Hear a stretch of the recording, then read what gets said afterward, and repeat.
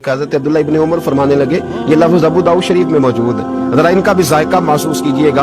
हज़रत सैयदना अब्दुल्ला इब्न उमर फरमाते हैं, मैं हुजूर की मजलिस में हाजिर था, हुजूर मांगने लगे अल्लाह से, हुजूर अल्लाह से मांगने लगे। मैं तो कई दफ़ा ये दुआ भी मांगने लग जाता हूँ कि अल्लाह तू उन दुआओं की तरफ तो देख जो तेरे रसूल ने हमारे लिए मांगी। अल्लाह तो हमें तो नहीं ना मांगना आता, नहीं तरीका आता, नहीं सलीका आता, नहीं अंदाज आता, हम तो बेतवज्जो से लोग हैं, बैठने का ढब नहीं आता हमें तो हाथ उठाने का सलीका नहीं आता, हम तो वुजू करने के उस तरीके से आशना नहीं। पर अल्लाह तेरे महबूब ने तो खूब मांगा है ना तुझसे, तेरे प्यारे हबीब अलैहिस्सलाम ने तो तुझे मनाया है ना हमारे हक में, तो अल्लाह तू उन दुआओं की तरफ तो देख। हजरत अब्दुल्ला इब्न उमर रज़ी अल्लाह तआला अन्हु फरमाते, मैं हुजूर की मजलिस से मुबारक में बैठा था, अबू दाऊद शरीफ में मौजूद है, कहते हुजूर दुआ मांग रहे थे। दुआ क्या थी? दुआ हुजूर ये मांग रहे थे, रब्बिग़फिर ली, या अल्लाह हमें बख्श दे, वतुब अलैया, अल्लाह हमारी तौबा कबूल फरमा, इन्नका अंतत तव्वाबुर रहीम, बेशक तू तौबा कबूल करने वाला और रहम करने वाला। हुजूर दुआ मांग रहे थे, ए अल्लाह रब्बिग़फिर ली, या अल्लाह हमें बख्श दे, वतुब अलैया, और हमारी तौबा कबूल फरमा, इन्नका अंतत तव्वाबुर रहीम, बेशक तू तौबा कबूल करने वाला और रहम करने वाला। हज़रत अब्दुल्ला इब्न उमर फरमाते, इस एक दुआ को एक ही मजलिस में एक ही जगह बैठकर मेरे नबी पाक ने अपनी जुबान अतर से 100 मरतबा अदा फरमाया। इस 100 मरतबा हुजूर ने ये लफ्ज कहे, रब्बिग़फिर ली वतुब अलैया, रब्बिग़फिर ली वतुब अलैया, रब्बिग़फिर ली, ए अल्लाह बख्श दे, रहम फरमा, वतुब अलैया, बस कबूल कर लेना अब हमारी तौबा, इन्नका अंतत तव्वाबुर रहीम, बेशक तू तौबा कबूल कर लिया करता है, तू रहम फरमाया करता है। एक ही मजलिस में 100 दफा हुजूर ने दुआ मांगी, दुआ मांग के फिर दुआ मांगी, और दुआ मांग के फिर दुआ मांगी। अल्लाह को मनाया मेरे रसूल पाक, हुजूर ने हमें बतलाया उसे मनाओ, उसकी बारगाह आली मर्तबत में झुको, और हुजूर ने खुद भी ये तरीका हमारे सामने बतौर सुन्नत के छोड़ा, और फिर नबी पाक सल्लल्लाहु अलैहि वसल्लम ने आगे बढ़ के हमें कुछ और बातें भी इरशाद फरमाई। हुजूर ने हमें बतलाया कि पिछले लोग अपने रब को कैसे मनाते थे, वो किस तरह उसके हुजूर नाज अर्ज करते थे, मनाने के तरीके भी बतलाए। फरमाया जब माँ बाप दुआ मांगेंगे औलाद के हक में तो वो मान जाए। हुजूर अलैहिस्सलाम ने फरमाया जब मुसाफिर दुआ मांगेगा तो अल्लाह मान जाएगा। फरमाया मेरे रसूल करीम ने जब बीमार दुआ मांगेगा तो अल्लाह मान जाएगा। और सैयद आलम अलैहिस्सलाम फरमाने लगे जब तुम्हारे ज़ईफ, कमजोर, मजबूर लोग दुआ मांगेंगे तो अल्लाह मान जाएगा। और हुजूर ने फरमाया जब तुम फर्ज अदा करके दुआ मांगोगे तो अल्लाह मान जाएगा। और मेरे महबूब ने फरमाया जब पिछली रात उठ के तुम उसके हुजूर अर्ज करोगे तो वो तुम्हारी दुआओं को कबूल कर लेगा, वो तुम मान जाएगा। और हुजूर ने हमें दिन बताए, फरमाया जुमे वाले दिन मांगना मान जाएगा, शब कदर को मांग लेना मान जाएगा, शब बारात में दुआएं करना वो मान जाएगा, रमजान की रातों में मांगना मान जाएगा, कुरान पाक के खत्म के मौके पर दुआ करना मान जाएगा। तरीके बतलाए। अब ये है कि हमने तो मांगना था ना उसकी बारगाह, हमने तो हाजिर होना था, हमने तो जाना था, अब हमने आगे बढ़ना है, उसके हुजूर अर्ज करना है। हुजूर ने हमें बतलाया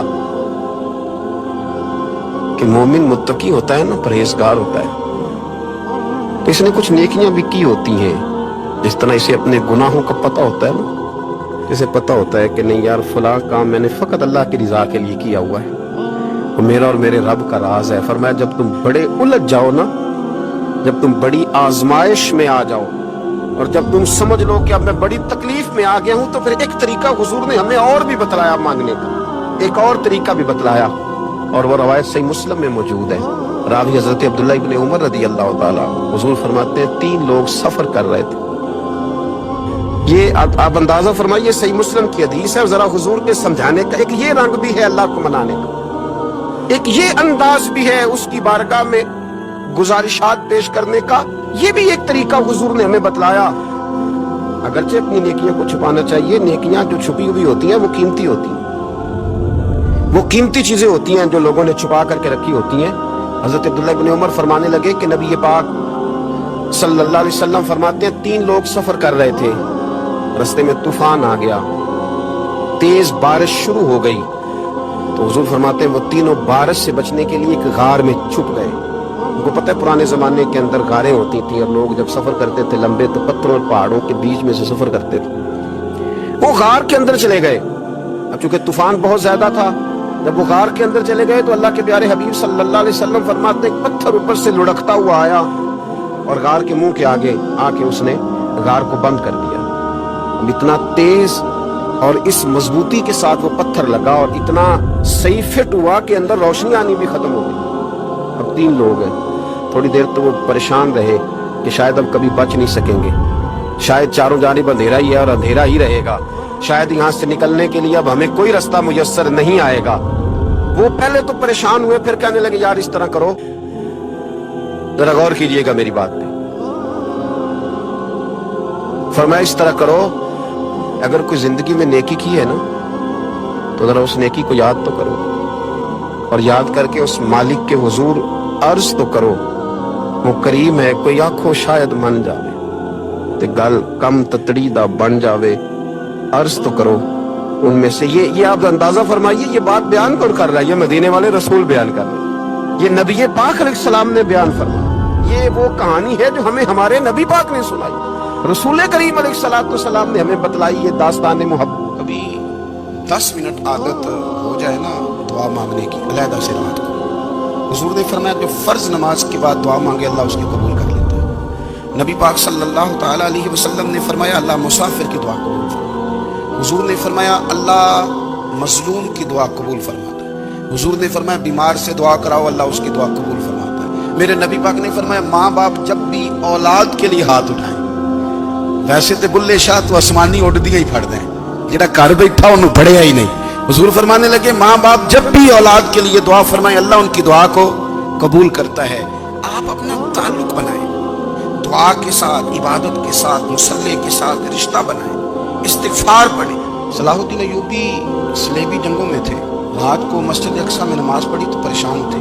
ایک بزرگ سے ملاقات ہوئی تو وہ کہنے لگے کہ آپ بڑے پریشان ہیں۔ کہنے لگے حضور پریشان اس لیے ہوں کہ پہلے ہی مسلمان کمزور ہے، اب میں نے سنا ہے دشمن کا ایک بحری بیڑا وہ جنگی سامان سے بھرا ہوا آ رہا ہے، تو اب ان کے پاس اور تلواریں اور نیزے آ جائیں گے، مسلمانوں کے پاس پہلے ہی وسائل کی کمی ہے، پریشان ہو کس طرح کر کے مقابلہ کریں گے؟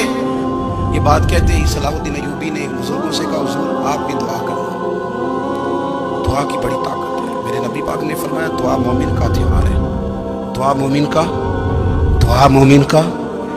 حضور نے فرمایا تقدیر کو سوائے دعا کے کوئی چیز نہیں بدل سکتی، دعا مومن کا ہتھیار ہے، یہ کافر کے پاس کوئی نہیں، یہ ہتھیار ہے مومن کا۔ اللہ کرے آپ کو سمجھ آئے، پھر سنیں کئی بار کہہ چکا ہوں یہ ہتھیار ہے، کافر کے مقابلے میں جو تیرے پاس سب سے بڑا ہتھیار ہے وہ دعا ہے۔ دعائیں کرانی چھوڑ دی، کرنی چھوڑ دی، لینی چھوڑ دی۔ حضرت سیدنا انس بن مالک رضی اللہ تعالیٰ عنہ فرمایا کرتے تھے میں نے وہ رنگ دیکھا ہے جب حضور دعا مانگتے تھے اور حضور کی مقدس آنکھوں میں آنسو بھی ساتھ ہی بہا کرتے، میں نے وہ انداز دیکھا۔ تو صلاح الدین ایوبی بزرگ سے کہنے لگے آپ بھی دعا کیجیے، اور خود رونے لگے اور سر سجدے میں رکھ کے رونے لگے، اور عشاء سے لے کر فجر تک روئے، خوب روئے۔ صبح وہ بزرگ آئے تو صلاح الدین ایوبی کا خوبصورت اور ہنستا ہوا چہرہ دیکھا، کہنے لگے آپ بڑے خوش ہیں، رات تو میں نے بڑے روتے ہوئے دیکھا تھا۔ تو کہنے لگے حضور وہ جو بحری بیڑا آ رہا تھا نا وہ پانی میں ڈوب گیا ہے، اب وہ نہیں آ رہا، ابھی خبر آئی ہے تو میں بڑا خوش ہوں۔ حضور کہنے لگے اٹھ سینے سے لگ اور سن ایک بات، وہ بحری بیڑا پانی میں نہیں ڈوبا، وہ تیرے آنسوؤں میں ڈوب گیا ہے۔ وہ جو تو رات رویا ہے نا رب کریم کی بارگاہ میں تو وہ ڈوب گیا ہے۔ بھائی اپنا مصلی کا، عبادت کا، وظائف کا، اللہ اللہ کا سلسلہ اس کو مضبوط کریں، اپنی دعاؤں کے تعلق کو مضبوط کریں۔ دعائیں بڑے انقلاب برپا کر دیتی ہیں۔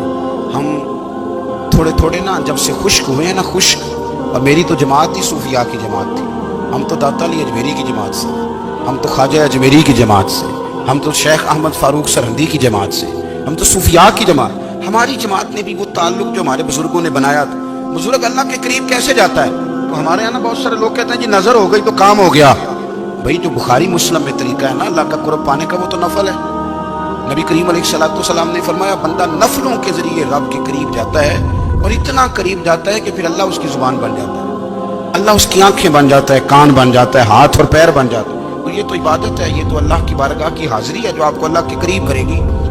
نماز کو اہمیت دے کے ادا کریں، نمازیں موبائل بند کر کے ادا کریں۔ لیکن ہاں کچھ لوگ کہتے ہیں مجھے ٹائم نہیں ملتا نماز کا، تو میں کہتا ہوں یہ آپ نے بڑی جرت کی بات کی ہے۔ مجھے کو میرا پیر بھائی کہتا نا میرے پاس ٹائم نہیں ہے آپ کو ملنے کا، تو میں کہتا ہوں آج کے بعد آنا ہی نہیں۔ تم کیا سمجھتا ہے، تم بڑا آدمی ہے، تیرے پاس ٹائم نہیں ہے اور ہمیں ملنے کا ٹائم موج کر۔ آپ نے اللہ رسول کو کہہ دیا ٹائم نہیں۔ اور عجیب فلسفہ ہے نا، کہا جائے نماز پڑھنے آؤ تو کہتے ہیں کپڑے ٹھیک نہیں، اور کہا جائے کہ آؤ ذرا دعوت پہ چلے تو کہتے ہیں 1 منٹ ٹھہر میں کپڑے بدل کے آیا۔ نماز کے لیے کہا تو کہتے ٹھیک نہیں، دعوت کے لیے کہا تو کہتے میں ذرا تیاری کر لوں، یوں جانا مناسب نہیں۔ معاملہ ٹھیک نہیں۔ رب تو فرماتا ہے کہ جب تم مسجد میں آئے تو زینت اختیار کر کے آ، خوب ذوق سے دعا مانگے، خوب شوق سے نماز پڑھیں، خوب استغفار کا مزاج بنائیں۔ آپ لوگوں کے بیچ رہ کے سکھ حاصل کرنا چاہتے ہیں، لیکن آپ کو پتہ ہے کئی مہینے غار حرا میں رہنا بھی مدینے والے محبوب کا طریقہ ہے۔ ہر سال اعتکاف بیٹھنا الگ سے، یہ بھی حضور کا طریقہ ہے۔ مسجد نبی کے اندر دروازہ کھلتا تھا نبی کریم کا، پر گھر کے اندر نفل پڑھے نبی پاک۔ اور حضور فرماتے ہیں کچھ نفل نماز گھر میں بھی پڑھا کرو، گھر کو قبرستان نہ بناؤ، ہمارا گھر اللہ کے ذکر سے آباد ہوگا۔ نبی پاک صلی اللہ علیہ وسلم نے نا ہماری توجہ دلائی۔ حضور صلی اللہ علیہ وسلم نے فرمایا بے توجہی کے ساتھ ادھر ادھر خیالات کر کے رب سے نہ مانگا کرو، تردد کے ساتھ بے یقینی کے ساتھ نہ مانگا کرو، بلکہ رسول کریم صلی اللہ علیہ وسلم نے فرمایا، یہ حدیث پاک مسلم شریف میں موجود ہے، حضور فرمانے لگے جب رب سے مانگو نا تو اصرار کر کے مانگو، جب رب سے مانگو تو اصرار کر کے، بچہ ناز دکھا رہا ہے اصرار کر، اللہ سے مانگو تو اصرار کر کے مانگو، اور فرمایا رغبت کے ساتھ مانگو۔ کیا خوبصورت لفظ ہے حدیث کے، حضور فرمانے لگے اصرار کر کے مانگو، رغبت کر کے مانگو۔ رب کے لیے کوئی چیز دینا مشکل تو نہیں ہے، اس کے لیے کوئی مشکل ہے تمہیں عطا کرنا، تو رغبت کر کے اللہ سے سوال کرو، اسے مناؤ۔ خود نبی پاک صلی اللہ علیہ وسلم کا حال یہ تھا، حضرت عائشہ صدیقہ رضی اللہ تعالیٰ عنہ فرمانے لگی کہ نبی پاک دعا رسول اللہ صلی اللہ علیہ وسلم، یہ لفظ ہے حضرت عائشہ کے، اللہ اکبر، ذرا ان میں ڈوب کر دیکھیے گا، ذرا ان لفظوں میں کھو کر دیکھیے گا ام المومنین کیا فرماتی ہے۔ حضرت عائشہ صدیقہ فرماتی ہے، یہ بھی مسلم میں موجود ہے، کہتی ہے دعا رسول اللہ، کہتے ہیں نبی پاک نے دعا مانگی، حضور نے دعا مانگی، سبحان اللہ، کیا لفظ ہے، کیا وجد آفری جملے، کہتی ہے دعا رسول اللہ، نبی پاک نے دعا مانگی، ثم دعا، دعا مانگ کر حضور پھر دعا مانگی، حضور نے دعا مانگی اور دعا مانگ کر حضور پھر دعا مانگنے لگے، اور ثم دعا رسول اللہ، تیسری دفعہ فرماتی ہے، کہتی ہے حضور نے دعا مانگی اور دعا مانگ کر پھر دعا مانگنے لگے، یعنی حضور نے دعا مانگی اور پھر دعا مانگی، اور دعا ختم ہو گئی تو تیسری دفعہ پھر دعا مانگی، یعنی حضور نے مانگا، کیا کہا حضرت نے فرمانے لگے مانگیں گے مانگے جائیں گے، منہ مانگی پائیں گے، سرکار میں اللہ ہے نہ حاجت اگر کی ہے، مانگیں گے مانگے جائیں گے، منہ مانگی پائیں گے۔ حضور نے دعا مانگی اور دعا مانگ کر پھر دعا مانگی، اور دعا مانگ کر پھر دعا مانگی۔ نبی پاک صلی اللہ علیہ وسلم کا تو اللہ سے مانگنے کا، اس کو منانے کا یہ طریقہ